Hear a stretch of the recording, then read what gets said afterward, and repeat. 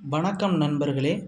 நம்ம இப்போ என்ன பார்க்க போகிறோம் அப்படின்னா, 9th தமிழில் முதல் இயலில் நமக்கு எல்லாருக்குமே இந்த தமிழ் வளம் அப்படிங்கிற கொடுத்துருக்கிற இந்த சப்ஜெக்டில் நமக்கு இந்த இதிலேருந்து ஒரு கொஸ்டின் வர வாய்ப்பு இருக்குது. இது எல்லாரும் போடுறதுக்கு ரொம்ப கஷ்டப்படுறாங்க. அதை எப்படி ஈஸியாக போடலாம் அப்படின்னு சொல்லி வாங்க பார்க்கலாம். இதில் கொடுத்துருக்குறாங்க பாங்க, 1/320 முந்திரி அப்படின்னு கொடுத்துருக்காங்களா. இதை அப்படியே இங்கிட்டு மாற்றினீங்கன்னா 3/320. அடுத்து காணி 1/80, முக்காணி அப்படின்னு முக்காணி 3ன்னு வச்சுக்கோங்க. அப்போ 3/80.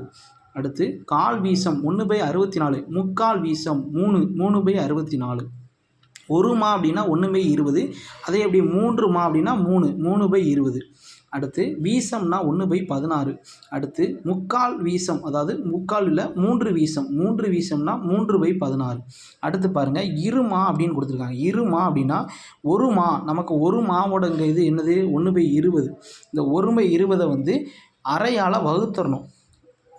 வகுத்துட்டா 2 மேலே வந்துடும். அப்போ அடி கொடுத்தீங்கன்னா 1/10. அப்போ இருமான்னா 1/10. அரைமா அப்படின்னா 1 மாவோட அரைமானா அரையை சேர்த்து பெருக்கிட்டா 1/20 × 2 = 1/40.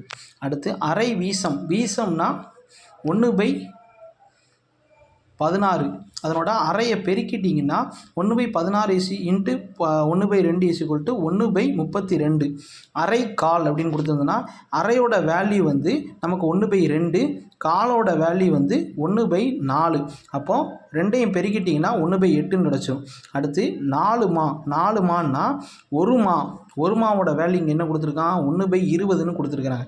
அதை அப்படியே போட்டு 4 மான்னா 1/4ஆல் நம்ம வகுத்துடணும். வகுக்கிறப்போ பெருக்கல் மேலே போயிடும். அடி கொடுத்தீங்கன்னா 1/5ன்னு வந்துடும். அடுத்து அரை காணி அப்படின்னா காணியோட வேல்யூ மேலே 1/80 அப்படின்னு கொடுத்துருக்காங்க. அதோட அரையை பெருக்கிட்டிங்கன்னா 1/120. இந்த மாதிரி நீங்கள் மனப்பாடம் பண்ணிக்கிட்டிங்கன்னா எப்படி கொடுத்தாலும் இந்த இதிலேருந்து ஒரு கொஸ்டின் ஈஸியாக அடிச்சிடலாம். நன்றி மாணவர்களே.